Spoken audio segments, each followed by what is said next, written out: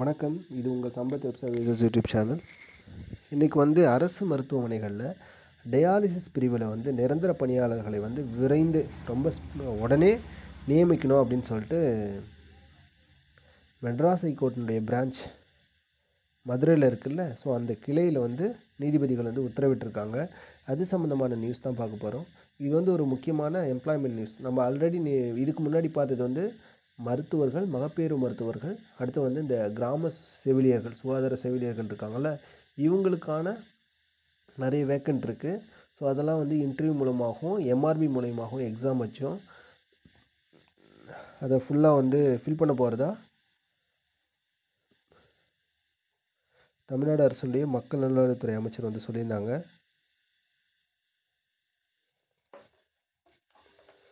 So அதே மாதிரி தான் இப்போ இந்த டயாலிசிஸ் பிரிவில் வேக்கண்ட் இருக்கிறதுனால இந்த மாதிரி டயாலிசிஸ் பிரிவில் ஆல்ரெடி முடிச்சுட்டு வந்தவங்க, அந்த கோர்ஸ் முடிச்சிருக்கவங்கள நீங்கள் உடனே நியமிக்கணும், அவங்க அப்பாயின்மெண்ட் பண்ணணும் அப்படின்னு சொல்லிட்டு மதுரை ஹைகோர்ட் பெஞ்ச் சொல்லியிருக்காங்க. ஸோ அதை பற்றி தான் பார்க்க போகிறோம். டைட்டில் பாருங்கள், அரசு மருத்துவமனைகளில் டயாலிசிஸ் பிரிவுக்கு நிரந்தர பணியாளர்களை விரைந்து நியமிக்க மதுரை சென்னை உயர்நீதிமன்றத்தினுடைய மதுரை கிளை உத்தரவிட்டுள்ளது. ஓகே, தமிழகத்தில் அரசு மருத்துவக் கல்லூரி மருத்துவமனைகள், மாவட்ட தலைமை மருத்துவமனைகளில் டயாலிசிஸ் பிரிவுக்கு நிரந்தர பணியாளர்களை விரைந்து நியமிக்க அரசு நடவடிக்கை எடுக்க வேண்டும் என சென்னை உயர்நீதிமன்ற மதுரை அமர்வு திங்கட்கிழமை உத்தரவிட்டுள்ளது. ஆர்டரே போட்டிருக்காங்க. அதே மாதிரி அந்த டயாலிசிஸ் பிரிவில் ஒர்க் பண்ணுற பணியாளர்கள் நிரந்தர பணியாளர்கள் அப்பாயின்மெண்ட் நீங்கள் உடனே பண்ணி ஆகணும் அப்படின்னு சொல்லியிருக்காங்க. இது மதுரையை சேர்ந்த ஒருத்தவர் தாக்கல் செய்த பொதுநல மனு ஒன்று போட்டிருக்காங்க. ஸோ அதில் என்ன சொல்லியிருக்காங்கன்னா, தமிழகத்தில் உள்ள அனைத்து அரசு மருத்துவக் கல்லூரி மருத்துவமனைகள், மாவட்ட தலைமை மருத்துவமனைகளில் 7 டயாலிசிஸ் தொழில்நுட்பனர்கள் தான் பணியில் இருக்காங்க, நிரந்தர பணியில் இருக்காங்க அப்படின்னு சொல்லியிருக்காங்க. இப்போ தமிழகத்தில் இருக்கிற ஒட்டுமொத்தமாக அரசு மருத்துவக் கல்லூரி மற்றும் மருத்துவமனை ப்ளஸ் மாவட்ட தலைமை மருத்துவமனைகளில் எல்லாத்தையும் சேர்த்து, தமிழ்நாட்டில் ஒரு எல்லாத்தையும் சேர்த்து 7 டயாலிசிஸ் இந்த டெக்னீஷியன்ஸ் மட்டும்தான் இருக்கிறாங்க. அதாவது பர்மனெண்ட் எம்ப்ளாயியாக ஒரு 7 பேர் தான் இருக்கிறாங்கன்னு சொல்லியிருக்காங்க. இந்திய பணியாளர்களுடைய முக்கியத்துவம் கருதி தொடுத்த வழக்கில் ஏற்கனவே சென்னை உயர்நீதிமன்ற மதுரை அமர்வு தகுதியான டயாலிசிஸ் தொழில்நுட்பனர்களை பணியமர்த்த தமிழக அரசுக்கு உத்தரவிட்டது.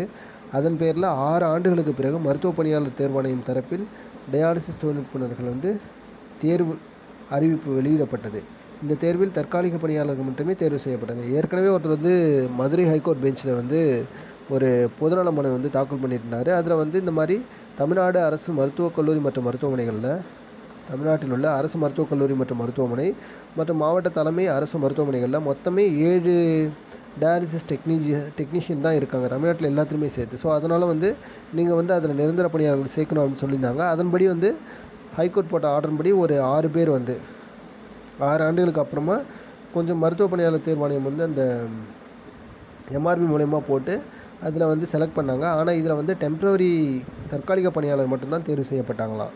தமிழகத்தில் உள்ள அரசு மருத்துவக் கல்லூரி மருத்துவமனை மற்றும் மாவட்ட தலைமை மருத்துவமனைகளில் 2050 டயாலிசிஸ் கருவி உள்ளன. எல்லாத்துலேயுமே தமிழ்நாட்டில் உள்ள எல்லாத்துலேயும் இருக்கிற மருத்துவக் கல்லூரி மருத்துவமனை மற்றும் அரசு மாவட்ட தலைமை மருத்துவமனைகள் எல்லாத்துலேயுமே சேர்த்து 2050 டயாலிசிஸ் அந்த டிவைசஸ் இருக்கான், எக்யூப்மெண்ட்ஸு.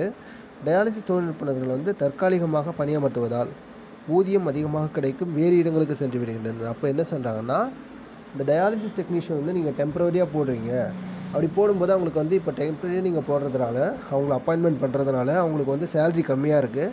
அதனால் இன்கேஸ் அவங்க சேலரி அதிகமான இடத்துக்கு வேலைக்கு போயிடுறாங்க அப்படின்னு சொல்லியிருக்காங்க. மேலும் பயிற்சி மாணவர்களை பயன்படுத்துவதால் சில நேரங்களில் முறையாக ஊசி செலுத்தப்படாமல் நோயாளிகள் பாதிக்கப்படுகின்றனர். இது உண்மையாலுமே நடக்குதுங்க. நிறைய ட்ரைனிங் ஸ்டூடெண்ட்ஸை வச்சு அவங்களுக்கு ட்ரீட்மெண்ட் பண்ணுறதால ட்ரைனிங் வரவங்களுக்கு எப்படி தெரியும், அதனால் ஏதாவது தப்பாகி அந்த பேஷண்ட்டுக்கு ஒரு சில இடர்பாடுகள் ஏற்படுது. சரிங்களா? ஸோ அதையும் தவிர்க்கணும் அப்படின்னு சொல்கிறாங்க. எனவே தமிழகத்தில் உள்ள அனைத்து அரசு மருத்துவக் கல்லூரி மருத்துவமனைகளிலும் தகுதியான டயாலிசிஸ் தொழில்நுட்பனர்கள் நிரந்தர பணியில் விரைந்து நியமிக்க உரிய உத்தரவிட வேண்டும் என அவர் கோரியிருந்தார். ஸோ இந்த டெம்ப்ரவரியாக நீங்கள் வச்சு செய்கிறீங்க, டெம்ப்ரவரியாக வச்சு செய்கிறீங்க, அதனால் வந்து அவங்களுக்கு வந்து சேல்ரி அதிகமாக கம்மியாக இருக்குது. ஸோ அப்போ சேல்ரி அதிகமாக கிடைக்கிற இடத்துக்கு அவங்க போயிடுறாங்க. இன்னொன்று என்னென்னா, ட்ரைனிங் ஸ்டூடெண்ட்ஸை வச்சு நீங்கள் டயாலிசிஸ் அந்த இதெல்லாம் பண்ணும்போது அவங்க ஒரு சில தவறுதலாக பண்ணிடும்போது இந்த பேஷண்ட்டுக்கு வந்து ரொம்ப இடர்பாடாக அவங்க வந்து கருதுகிறாங்க, அச்சமாக உணர்கிறாங்க அதை. ஸோ அதனால் வந்து நீங்கள் உடனே தகுதியான டயாலிசிஸ் பண்ணுற டெக்னீஷியன்ஸை வந்து பர்மனன்ட் போஸ்ட்டில் வந்து நியமிக்கணும் அப்படின்னு சொல்லிட்டு அவர் வந்து சென்னை உயர்நீதிமன்றத்தினுடைய மதுரை கிளையில் வந்து ஒரு பொதுநல மனு வந்து தாக்கல் பண்ணியிருந்தாங்க. இந்த மனுவில் வந்து உயர்நீதிமன்ற நீதிபதிகள் MS ரமேஷ், திரு AT மரிய கிளாட் அமர்வு முன்பு இந்த திங்கட்கிழமைக்கு வந்து விசாரணைக்கு வந்துச்சான். சரிங்களா? இப்போ தாக்கல் பண்ணதுக்கு வந்து இப்போ வந்திருக்கு. ஸோ அப்போ என்ன சொல்லியிருக்காங்க, அப்போது அரசு தரப்பில் மருத்துவ ஆராய்ச்சி இயக்கத்தின் கீழ் உள்ள மருத்துவமனைகளில் 768 டயாலிசிஸ் கருவிகள் உள்ளன. மருத்துவ ஆராய்ச்சி இயக்கத்தின் கீழே உள்ள ஹாஸ்பிட்டல்ஸ் இருக்குல்ல, அதில் வந்து 768 டயாலிசிஸ் எக்யூப்மெண்ட்ஸ் இருக்கான். இதில் வந்து 688 கருவிகள் இயங்கும் நிலையில் இருக்குது. ஒரு மாதத்துக்கு சரியாக 5807 பேஷண்ட்ஸ் வந்து டயாலிசிஸ் பண்ணுறாங்க. கூடுதலாக டயாலிசிஸ் கருவிகள் வாங்க திட்டமிடப்பட்டுள்ளது. அப்போது டயாலிசிஸ் கருவிகளை இயக்குவோர் தற்காலிக பணியில் நியமிக்கப்பட்டனர். அப்போ இந்த மாதிரி பேஷண்ட்ஸ் வந்து அதிகமாக வராங்க, ஒரு மாதத்துக்கு 5000க்கும் மேற்பட்டவங்க, 5800க்கு மேற்பட்டவங்க வராங்க. அப்படின்னும் போது அவங்க வந்து தற்காலிகமாக பணியில் நியமிக்கப்பட்டாங்க. தமிழகத்தில் உள்ள 10 அரசு மருத்துவக் கல்லூரி மருத்துவமனைகளில் 4 ஆண்டுகளில் டயாலிசிஸ் படிப்பு உள்ளது. அப்போது இதெல்லாம் பாருங்கள், நீங்கள் வந்து எப்பவுமே அப்ளை பண்ணும்போது BSc நர்சிங் பண்ணுவீங்க, அதில் வந்து B.Pharm இல்லை D.Pharm பண்ணுவீங்க. ஆனால் ஒரு டயாலிசிஸ் பண்ணுறதுக்கு டெக்னீஷியனே இல்லை கவர்மெண்ட் ஹாஸ்பிட்டலில். ஸோ இதெல்லாம் வந்து ரொம்ப முக்கியமானது ஒன்று. நீங்கள் நல்லா நோட் பண்ணிட்டு இதுக்கெல்லாம் அப்ளை பண்ணுங்கள், உடனே உங்களுக்கு கவர்மெண்ட் வேலை கிடச்சிரும். அதே மாதிரி இந்த radiology, MRI scan, CT scan எடுக்கிறாங்களா, அந்த மாதிரி டெக்னிக்கலாகவும் நீங்கள் போகலாம். சரிங்களா? அதே மாதிரி தமிழகத்தில் உள்ள 10 அரசு மருத்துவக் கல்லூரி மருத்துவமனைகளில் 4 ஆண்டுகளில் 4 இயர்ஸ் கோர்ஸாக அவங்களுக்கு வந்து டயாலிசிஸ் படிப்பு உள்ளது. இந்த படிப்பு படிக்கும் மாணவர்கள் டயாலிசிஸ் தொழில்நுட்பர்களாக பயிற்சி பெற்று வருகின்றனர் என தெரிவிக்கப்பட்டது. இதை பதிவு செய்து கொண்ட நீதிபதிகள், வேலைவாய்ப்பு என்பது மிக முக்கியமானது, மிக முக்கிய சிகிச்சை பிரிவுகளில் நிரந்தர பணியாளர்களை நியமிக்க வேண்டும் என்று அப்படின்னு சொல்லிட்டு நீங்கள் வந்து வேலைவாய்ப்புன்னு சொல்கிறது ரொம்ப முக்கியமானது. அதனால் நீங்கள் வந்து அந்த டயாலிசிஸ் டெக்னீஷியன்ஸ்க்கு வந்து டெம்பரவரியாக இல்லாமல் நீங்கள் பர்மனெண்ட்டாக வந்து அந்த எம்ப்ளாயீஸ் வந்து நீங்கள் அப்பாயின்மெண்ட் பண்ணணும் அப்படின்னு சொல்லியிருக்காங்க.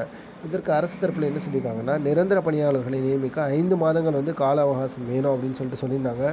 ஆனால் அதை அடுத்து ஜட்ஜி என்ன சொல்லியிருந்தாங்கன்னா, நீதிபதிகள் என்ன சொல்லியிருக்காங்கன்னா, அரசு மருத்துவமனைகளில் 688 டயாலிசிஸ் கருவிகள் பயன்பாட்டில் உள்ள நிலையில் தற்காலிக பணியாளர்கள் பயிற்சி மாணவர்களை கொண்டு அந்த கருவிகளை கையாள்வது துரதிருஷ்டவசமானது அப்படின்னு சொல்லியிருக்காங்க.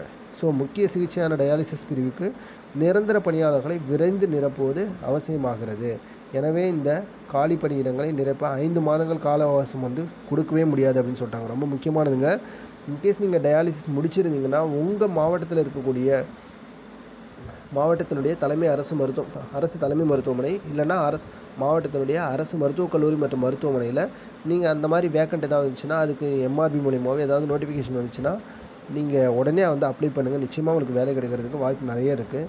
இந்த வழக்கில் வந்து 5 மாதங்கள்லாம் உங்களுக்கு வந்து நாங்கள் வந்து கால அவகாசம் தர முடியாது, நீங்கள் உடனே வந்து நிரப்பணும். ஏன்னு கேட்டிங்கன்னா, இதெல்லாம் ரொம்ப முக்கியமானது ஒன்று அப்படின்னு சொல்லிட்டு மதுரை ஹைகோர்ட்டினுடைய பெஞ்ச் நீதிபதிகள் வந்து அவங்களுக்கு உத்தரவிட்டிருக்காங்க.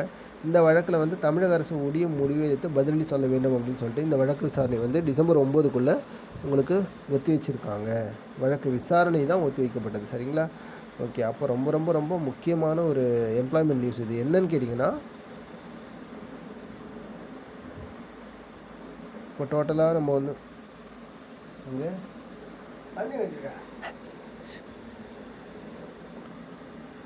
ஸோ அதனால் என்ன சொல்கிறேன்னா, இப்போ இது டோட்டலாக என்ன சொல்ல வராங்க அப்படின்னு சொன்னாங்கன்னா, இப்போ இந்த கவர்மெண்ட் ஹாஸ்பிட்டல் அரசு மருத்துவமனைகளில் டயாலிசிஸ் டிபார்ட்மெண்ட்டு அதில் வந்து நிரந்தர பணியாளர்கள் பர்மனெண்ட் எம்ப்ளாயீஸ் வந்து நீங்கள் உடனே வந்து நியமிக்கணும்னு சொல்லிட்டு சென்னை ஹைகோர்ட்டினுடைய மதுரை பெஞ்சில் சொல்லியிருக்காங்க. ஸோ இது வந்து ரொம்ப முக்கியமான ஒரு நியூஸ். நீங்கள் பார்த்து இதுக்கு அப்ளை பண்ணுங்கள். ரொம்ப நன்றி.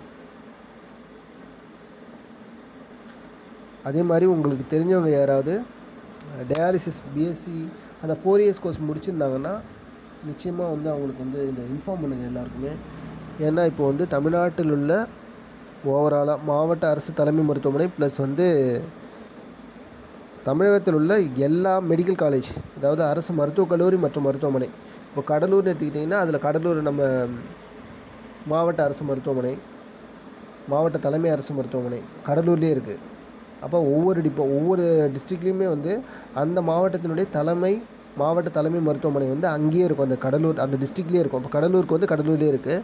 ஆனால் மாவட்ட அரசு கல்லூரி மற்றும் மருத்துவமனை வந்து மாவட்ட மருத்துவக் கல்லூரி, அரசு மருத்துவக் கல்லூரி மற்றும் மருத்துவமனை வந்து அந்த டிஸ்ட்ரிக்ட்லேயே தான் இருக்கும். ஆனால் வேறு இடத்துல இருக்கும். அந்த டிஸ்ட்ரிக்ட்லேயே வேறு ஒரு இடத்துல அந்த டிஸ்ட்ரிக்குள்ளே இருக்கும். ஸோ அந்த மாதிரி இருக்கிற இடத்துல இந்த மாதிரி டயாலிசிஸ் தமிழ்நாடு ஃபுல்லாகவே இந்த டயாலிசிஸ் டெக்னீஷியன்ஸ் வந்து நிறைய பேர் வந்து வேக்கண்ட் இருக்குது. ஸோ இன்கேஸ் உங்களுக்கு யாராவது தெரிஞ்சாங்கன்னா இதில் வந்து நிச்சயமாக உங்களுக்கு இன்ஃபார்ம் பண்ணுங்கள். சரிங்களா? ரொம்ப யூஸ்ஃபுல்லாக இருக்கும். சரி, ஓகே, ரொம்ப நன்றி. நெக்ஸ்ட் வீடியோவில் பார்க்கலாம்.